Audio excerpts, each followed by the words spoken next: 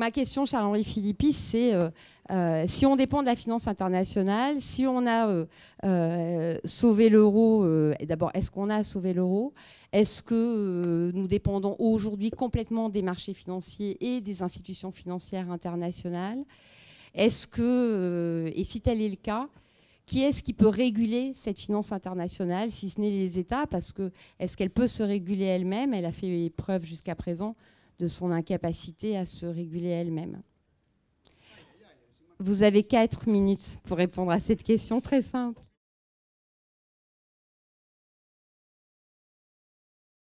Alors, je ne sais pas pourquoi j'ai été retenu pour commencer, mais 4 minutes, ça va être court. Et toujours un sacrifié. Ça a déjà démarré? Oui. Bon, alors, on est dans un monde global de division du travail. La division du travail, c'est la multiplication des acteurs autour des produits et des services. Chaque fois que vous voyez un verre, une montre, un livre, il y a des centaines de personnes qui travaillent dans la production, l'échange, la distribution de ces produits. Et en faisant ça, ils échangent des actifs et des passifs.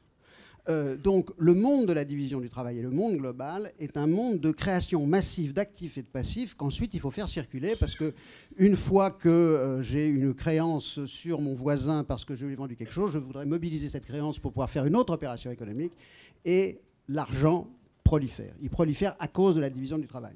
L'argent prolifère aussi pour une deuxième raison qui s'appelle la longévité. Et à partir du moment où l'argent prolifère, il crée des marchés qui sont proliférants, et ça c'est avant la crise, et il faut les contrôler. Mais on les contrôle quand on comprend qu'ils peuvent être toxiques, mais si on le pense au contraire, qu'ils sont aptes à vous faire croître plus vite, à booster la croissance et à apporter de la prospérité pour tous, comme on l'a cru pendant les 20 dernières années, à ce moment-là, on va vers les déboires qu'on a connus. Et pourquoi est-ce qu'on a cru à cela? Parce que nous avons vécu 20 années d'une conjonction improbable de coûts de main-d'œuvre extrêmement bas, grâce à tout ce qu'on sait sur l'arrivée des pays émergents sur la scène économique mondiale, d'un coût du capital extrêmement bas, grâce aux déficits américains qui ont permis au taux long d'être durablement très bas, et grâce à une révolution technologique qui a fait que les gains de productivité ont été massifs. Je vous rappelle que du temps de M. Fourastier, on disait qu'on faisait de la productivité dans l'agriculture, puis la main-d'œuvre se déplaçait dans l'industrie, on faisait de la productivité dans l'industrie, et la main-d'œuvre se déplaçait dans les services, et c'était terminé. On arrivait à une asymptote parce que dans les services, il n'y avait pas de productivité. C'était évidemment totalement faux. La révolution technologique l'a montré.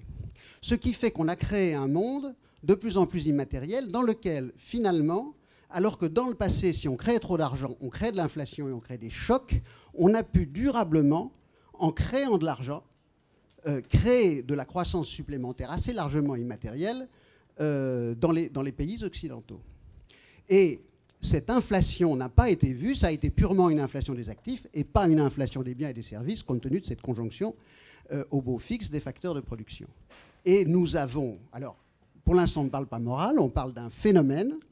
Ce phénomène a proliféré et nous nous sommes heurtés à la désorganisation des marchés financiers, au déséquilibre massif qu'on a créé en laissant proliférer cet argent, et d'ailleurs on pourra en reparler, en laissant se fusionner hors de contrôle collectif la banque et la finance.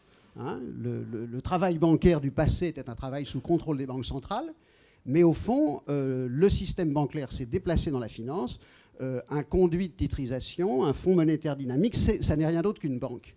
Une banque, c'est quoi? C'est quelque chose qui vous permet à vous de garder votre argent tous les jours et votre épargne disponible, avec cette même épargne, de fabriquer des actifs longs. Et ceci est une activité éminemment toxique qui était très contrôlée dans le passé et qui a cessé d'être contrôlée, disons, à la fin des années 80.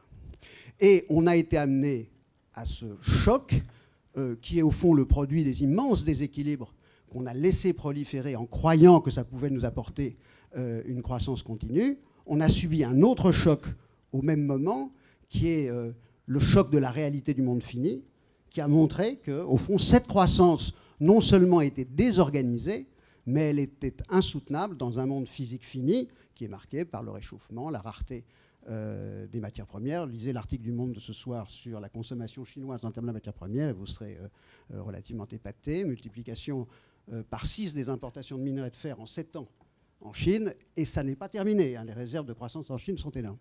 Mais j'ai fait 4 minutes là, non?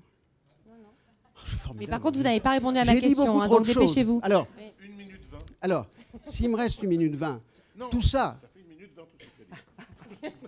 Merci, bon. Alors, je vais prendre mon temps. Ah non, il faut que je m'arrête, là? Bah, là, il faut que vous arrêtiez, sauf que vous n'avez pas du tout répondu à mes questions, ce qui est un peu ce qui me dérange.